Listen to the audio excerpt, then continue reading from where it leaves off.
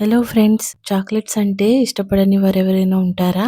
అది కూడా బయట కొనే పని లేకుండా ఎంతో టేస్టీగా ఇంట్లోనే చేసుకునే రోస్టెడ్ బాదం చాక్లెట్ అయితే ఆ మజానే వేరు.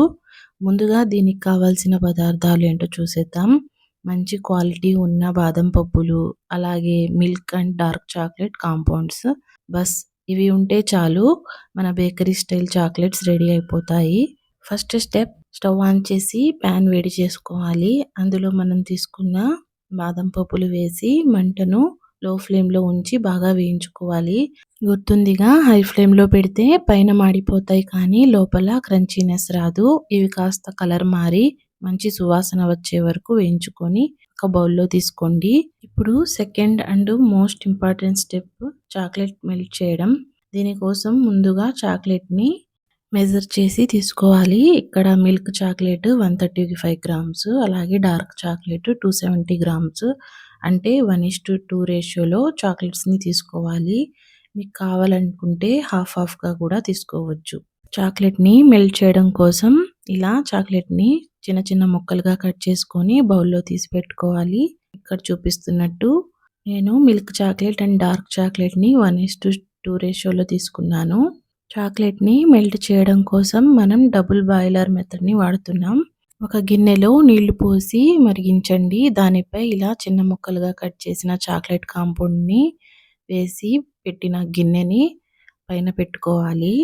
కింద ఉన్న గిన్నెలోని నీళ్లు పైన ఉన్న గిన్నెకి తగలకూడదు. కేవలం ఆవిరితోనే చాక్లెట్ కరగాలి. చాక్లెట్ని ఇలా మెల్లగా కలుపుతూ ఉండండి. చూశారుగా చాక్లెట్ ఎంత స్మూత్గా మెల్ట్ అవుతుందో. ముఖ్యమైన టిప్, చాక్లెట్ కరిగించేటప్పుడు అందులో ఒక్క చుక్క నీరు కూడా పడకూడదు. నీళ్లు పడితే చాక్లెట్ గట్టిగా అయిపోయి పాడైపోతుంది. సో కేర్ఫుల్గా చేసుకోవాలి. మన చాక్లెట్ పర్ఫెక్ట్గా మెల్ట్ అయిపోయింది. ఇప్పుడు స్టవ్ ఆఫ్ చేసి ఒక 5 మినిట్స్ ఇలానే స్పూన్తో కలుపుతూ ఉండండి. చాక్లెట్ మరీ వేడిగా ఉండకూడదు. ఇలా మనం స్పూన్తో కలుపుతూ ఉంటే చాక్లెట్ షైనీగా వస్తుంది. మనం ముట్టుకోగలిగేంత వేడిగా ఉంటే సరిపోతుంది. ఈలోపు మనం బాదంని ఇలా కట్ చేసుకుందాము. నేను ఇక్కడ కొన్ని ఇలా పీసెస్ లాగా కట్ చేసుకుంటున్నాను, కొన్ని హోల్గా వేద్దాం అనుకుంటున్నాను. మీకు ఇష్టమైతే ఇలా కూడా చేసుకోవచ్చు, లేకపోతే హోల్గా కూడా వేసుకోవచ్చు. ఇప్పుడు మీ దగ్గర ఉన్న సిలికాన్ చాక్లెట్ మోల్డ్స్ తీసుకోండి.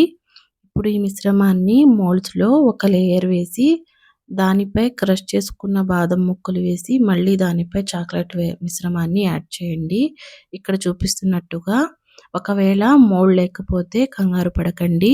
ఈ చాక్లెట్ మిశ్రమంలో క్రష్ చేసిన బాదం వేసేసి బాగా మిక్స్ చేసుకోండి.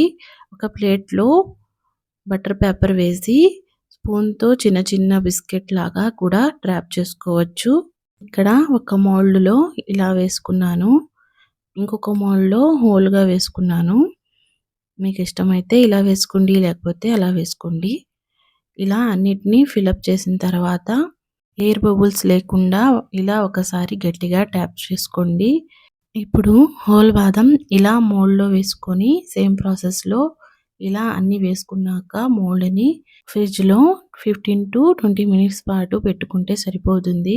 డీప్ ఫ్రిడ్జ్లో అవసరం లేదు, నార్మల్ ఫ్రిడ్జ్లో సెట్ అవ్వడానికి పెట్టేయండి. 20 మినిట్స్ తర్వాత మన చాక్లెట్స్ పర్ఫెక్ట్గా సెట్ అయిపోయాయి.